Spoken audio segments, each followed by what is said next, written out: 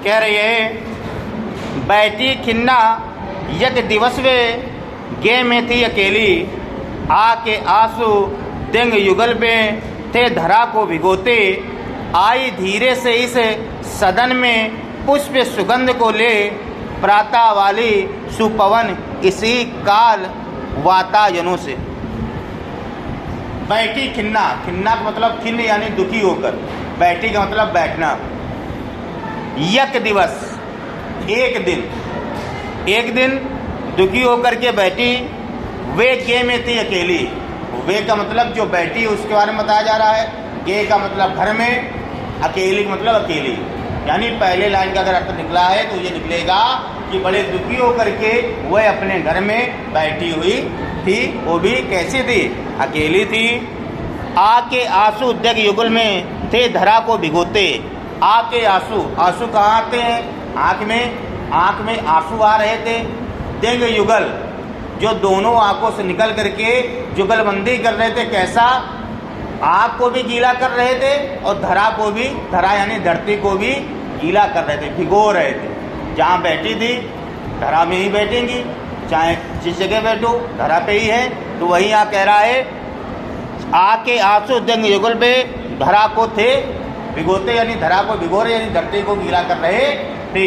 यानी जो है यहाँ पर बता रहे हैं अजोर जी कि वह दुखी होकर के अपने घर में अकेली एक दिन बैठी हुई थी। आंखों से, दोनों आंखों से आंसू निकल रहे थे, जो आंख के साथ साथ जहाँ बैठी थी उस धरा को भी गीला यानी धरती को भी गीला कर रहे थी।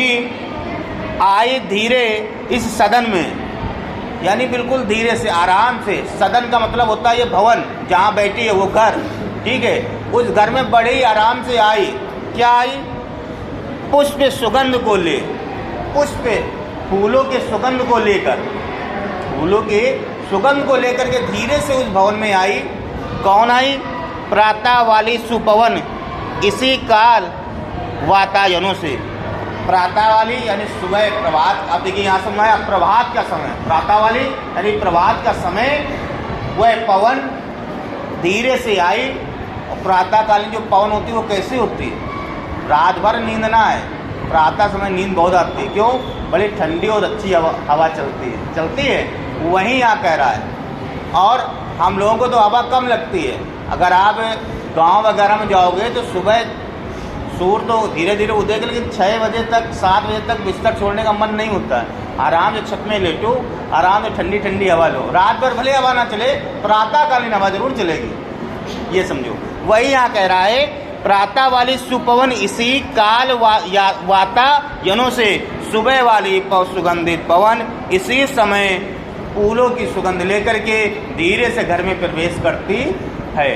इसमें अधिकतर जो आप चारों लाइनों का एक साथ बता रहा है कि प्रातःकालीन यानी प्रातःकालीन में समय था। एक युवती, हरिऔध के द्वारा एक युवती अपने घर में दुख से व्यथित होकर के अपने घर में अकेले बैठी थी। उसके दोनों आंखों से आंसू गिर रहे थे, जो आंख के साथ साथ धरती को भी गीला कर रहे थे।